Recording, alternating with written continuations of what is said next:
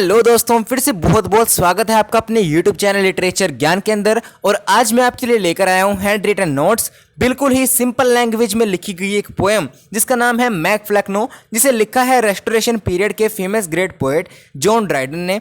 दोस्तों, इस पोएम की एक डीपली वीडियो भी मैंने बनाई हुई है जिसका लिंक मैंने डिस्क्रिप्शन बॉक्स में दे दिया है। और दोस्तों, साथ ही क्वेश्चन एग्जाम में 14 से 16 नंबर का आता है, तो अगर आप ये सब लिखेंगे तो आपके फुल मार्क्स आएंगे। साथ ही ऐसी वीडियोस के लिए चैनल को सब्सक्राइब अभी कर दीजिएगा ताकि आने वाली हर एक वीडियो को नोटिफिकेशन सबसे पहले आपके पास आए। तो चलिए शुरू करते हैं Mac Flecknoe by John Dryden. Mac Flecknoe is a mock heroic poem. Mock heroic poem का मतलब क्या होता है, यानी नकली वीरता की poem. Written by the great writer of Restoration period name John Dryden, जो कि लिखी हुई है रेस्टोरेशन पीरियड के ग्रेट पोएट ने जिसका नाम है John Dryden. It was written in 1678, इसको लिखा गया था 1678 के अंदर और पब्लिश किया गया था 1682 के अंदर। The full title of this poem is Mac Flecknoe is a satire upon a true blue Protestant poet T S. Here the meaning of T S. Is Thomas Shadwell. दोस्तों, ये इसका टाइटल हो गया और टी.एस. का मतलब यहाँ पे दिया हुआ है थॉमस शेडवेल। ये थॉमस शेडवेल कौन है ये मैं आपको आगे बताऊंगा। In the time of John Dryden के टाइम में poet were divided into two section. जो पोएट होते थे, जो कवि होते थे, वो डिवाइड होते थे दो सेक्शंस के अंदर, जिनमें पहला सेक्शन था टोरिस नाम का और दूसरा सेक्शन था विक्स नाम का। The first section was Tories and the second section was Whigs. Tories who supported kings and queens, जो टोरिस सेक्शन था वो सपोर्ट करता था राजा और रानियों को। On the other hand Whig section supported to the parliament because it was a middle class. और इसी के साथ जो विक सेक्शन था वो सपोर्ट करता था राजनीतिज्ञों को, यानी राजनीति से जुड़े लोगों को, क्योंकि ये एक मिडिल क्लास था। आगे है John Dryden was in Tory section. जो जॉन ड्राइडन थे वो थे टोरी सेक्शन के अंदर। Similarly the another great poet name Thomas Shadwell, और इसी के साथ उस समय के ग्रेट पोएट थॉमस शेडवेल थे विक सेक्शन के अंदर। So that there were many competitions between them, as a result they hate each other. तो दोस्तों, जॉन ड्राइडन और थॉमस शेडवेल के बीच में बहुत सारे कंपटीशन होते रहते थे रिगार्डिंग देयर पोएट्री, और इसका रिजल्ट क्या बना, उन दोनों में हेट पैदा हो गई, यानी नफरत सी पैदा हो गई।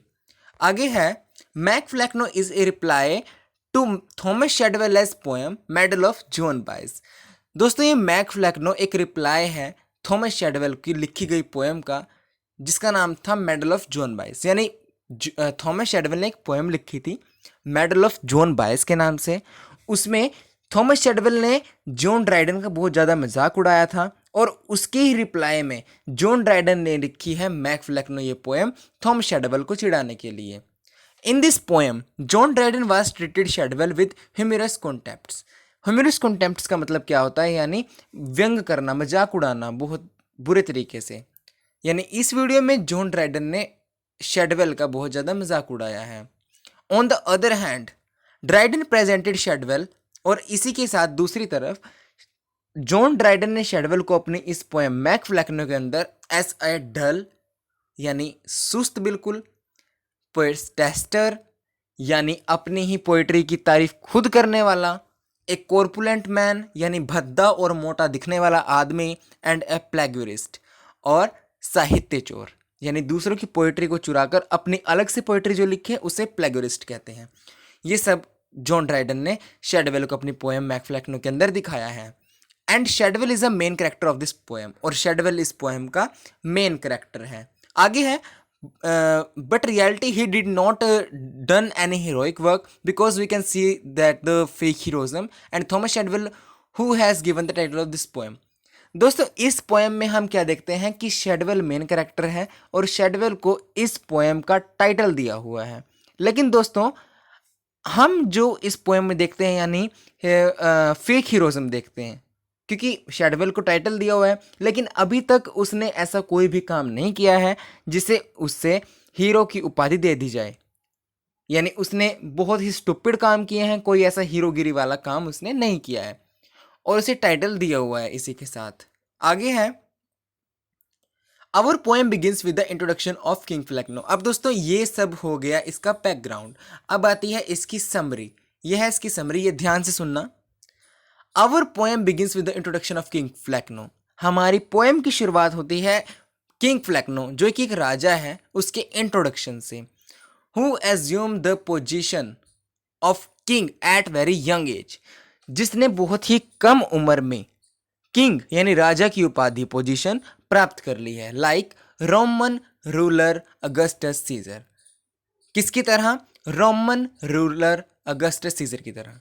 But the difference is that king Flecknoe is a kingdom of fool and Augustus Caesar was a king of Rome. बस डिफरेंस दोनों में ये है कि अगस्टस सीजर जो था वो रोम का राजा था, और किंग फ्लैक्नो जो राजा है वो किंगडम ऑफ फूल का राजा है। दोनों ने बहुत कम समय में किंग की उपाधि प्राप्त कर ली थी। King Flecknoe wrote some poetries which was completely brainless. अपने टाइम में किंग फ्लैक्नो ने बहुत सारी पोएट्रीज लिखी थी जो कि बिल्कुल ही अर्थहीन थी, यानी उनका कोई अर्थ नहीं था। आगे है When King Flacno grows old and weak, जब किंग फ्लैक्नो बूढ़ा और कमज़ोर हुआ, he thinks that the time has come for him to leave the throne. अब वो सोचने लगा कि अब उसका समय नज़दीक आ गया है मौत का, यानी उसका थ्रोन छोड़ने का समय आ गया है। And he also thinks that which of his sun should be made king, और अब वह सोचता है कि अपने किस बेटे को राजा बना दिया जाए। Because he has many sons, क्योंकि दोस्तों उसके पास काफ़ी बच्चे थे, काफ़ी सन्स थे, बेटे थे, 4-5 बेटे थे। सो ही डिसाइडेड दैट, तो वो डिसाइड करता है, क्या डिसाइड करता है कि he will give his kingdom to that son who will completely fight with wisdom and knowledge. अब वो कहता है कि मैं अपना किंगडम उसी बेटे को दूंगा जो पूरी तरह से फाइट करेगा अपनी बुद्धि और ताकत से। मीन्स हु विल कंप्लीटली फूल। लेकिन ये सब बातें सिर्फ वही सोच रहा है, असल में वो क्या सोच रहा है कि वो उसी बेटे को अपना किंगडम देगा जो पूरी तरह से फूल होगा, यानी मूर्ख होगा, नॉनसेंस होगा। आगे है because king Flecknoe was completely nonsense he choose one of his son name Thomas Shadwell. अब दोस्तों क्योंकि किंग फ्लैक्नो बहुत ही नॉनसेंस है, बहुत ही फूल है, तो वो चूज करता है अपने बेटों में से एक बेटे को जिसका नाम होता है थॉमस शेडवेल, किंग बनाने के लिए नया। Shadwell was totally same like his father. अब शेडवेल है वो पूरी तरह से सेम है अपने पिता की तरह, किंग फ्लैक्नो की तरह। ही आल्सो रोट मैनी पोएट्रीज, उसने भी अपने पिता की तरह काफ़ी पोएट्रीज लिखी हैं, which was completely meaningless and Shadwell was dull since his childhood, जो कि पूरी तरह से अर्थहीन है जो उसने पोएट्रीज लिखी है अपने पिता की तरह, और वो बचपन से लेकर अब तक डल यानी सुस्त था। आगे है the poet says Shadwell is brother little more intelligent than Shadwell but Shadwell was completely different from his all brothers. अब जॉन ड्राइडन पोएट क्या कहते हैं कि शेडवेल के जो अन्य भाई थे वो शेडवेल से थोड़े बहुत इंटेलिजेंट थे, but Shadwell was completely different from his all brothers. लेकिन शेडवेल पूरी तरह से डिफरेंट था अपने दूसरे भाइयों से, मतलब पूरी तरह से बुद्धिहीन था। आगे है the poet has compare Shadwell with a oak tree. अब ओक ट्री क्या है, अगर आप इसकी पूरी जो लाइन बाय लाइन एक्सप्लेनेशन वाली वीडियो है इस पोएम की, अगर वो देखोगे तब आपको पता चलेगा कि ओक ट्री क्या है। इसकी वीडियो मैं जल्द ही बनाने वाला हूँ, कमेंट करिएगा अगर आपको चाहिए। अब पोएट कंपेयर करता है शेडवेल को ओक ट्री से। Poet says oak tree stand at same place and does not do anything other than living his shadow. अब पोएट कहता है कि जैसे ओक ट्री ना फल देता है ना फूल देता है, सिर्फ अपनी परछाई देता है लोगों को, यानी एक जगह पर वो खड़ा रहता है और कुछ भी सेवा प्रदान नहीं करता अपितु अपनी परछाई देने की। शेडवेल भी उसी की तरह है। Shadwell is not an ability thing. Shadwell भी किसी की मतलब हेल्प नहीं करता क्योंकि उसके अंदर कोई थिंक नहीं है, सोचने की शक्ति नहीं है, और वो हमेशा नॉनसेंस थिंक ही करता है। इसलिए दोनों को कंपेयर किया है। आगे में पोएट कहता है so that the poet has not told any different between Shadwell and oak tree and says both are same. इसी के साथ पोएट ने उन दोनों में कोई भी डिफरेंस नहीं बताया है और कहा है कि दोनों सेम है, बोथ आर सेम। आगे है टाइम ऑफ शेडवेल कोरोनेशन। अब दोस्तों आप ये एक और पॉइंट बना सकते हैं, ये लिखने के लिए time of schedule coronation. Coronation का मतलब क्या होता है? राज्याभिषेक, यानी जिसका राज्याभिषेक किया जाए। अब समय आ गया था शेड्यूल के कोरोनेशन यानी शेड्यूल के राज्याभिषेक का। Now the time was come for schedule coronation. अब शेड्यूल के कोरोनेशन का टाइम आ गया था। Everyone comes to know about Shadwell become the king and many people comes to see his coronation। अब जिसे जिसे ये पता लग रहा था कि शेडवेल का कोरोनेशन यानी राज्याभिषेक होने वाला है, ये खबर सुनते ही सब के सब वहां पर पहुंच रहे थे और बहुत भारी भीड़ वहां पर जमा हो गई थी उसके कोरोनेशन को देखने के लिए। But his coronation was totally different from real king. लेकिन उसका जो कोरोनेशन था, राज्याभिषेक था, वो बिल्कुल ही डिफरेंट था एक जो सच्चा राजा होता है उससे। क्यों डिफरेंट था? इसके दो कारण दिए हुए हैं। Firstly his throne is made of torn pages of writers meaningless poetry. Torn pages क्या होता है? फटे हुए पेज। टॉर्न मतलब फटा हुआ।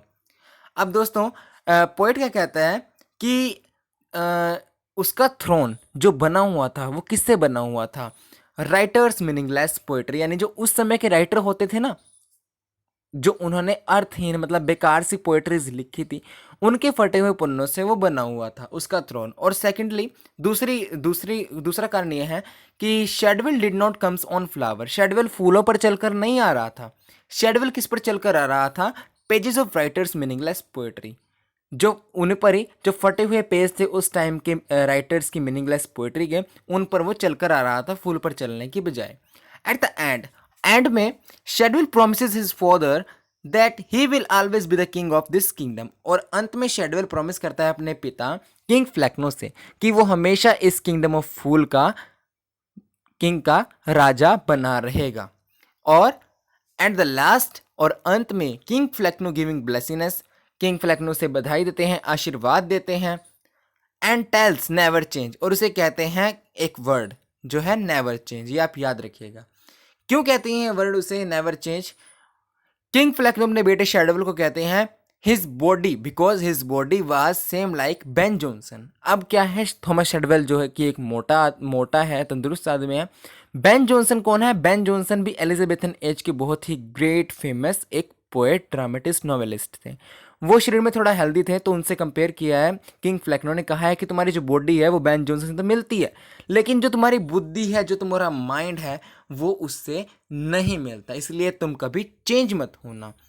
तो ये दोस्तों आपकी आज की पोएम थी जिसका नाम है मैक फ्लैक्नो, जिसे लिखा था जॉन ड्राइडन ने।